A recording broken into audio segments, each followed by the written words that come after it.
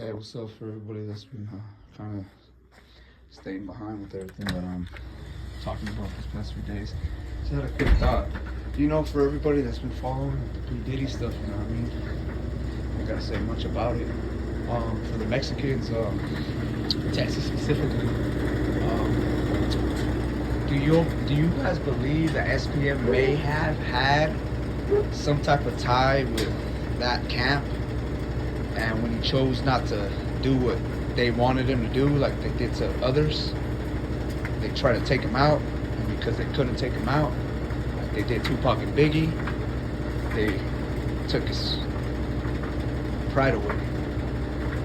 They put a label on him. They surrounded him with a bunch of people that weren't his people. For anybody that's been under this type of situation where you know you're a real one, but then all of a sudden everything starts changing and you start shifting, and in your mind you know that things are happening. People are telling you that you're going crazy. I'm letting you know right now, that's not true. The last time I went to the home, for anybody that knows the homes, the last time I went to the home, I seen things that I know that only J-Cats do. And for anybody that knows that if you're a real one, you're not a J-Cat. I don't gotta really talk about the activities because you know what I'm talking about. You know the way that they like to manipulate and do their stuff because they never really were real ones in the streets, and now they're trying to do it in these places where these broken kids are at, these broken kids with no influence, no dads, no nothing, so that they're allowing this kind of stuff to influence them because they want to be a part of something. Just like we were on the streets and we wanted to be a part of something. Me growing up, I grew up in the 90s, but I had an 80s mentality, so I always had an attitude of I gotta move, but I gotta move militant. I always got to stay 3 steps ahead. So when I started getting sloppy, my OGs would tell me, hey, you gotta do this, you gotta do this, you gotta do this. And my uncle, one of the OGs that I looked up to all my life, told me, I don't want you to follow me because I've already led you all this way. I need you to know that when you step into the prison system, things are gonna change. It's not gonna be the way it is in county. It's not gonna be this way. You gotta know, you gotta step it up to another level. You gotta understand, you're automatically enlisted to an army.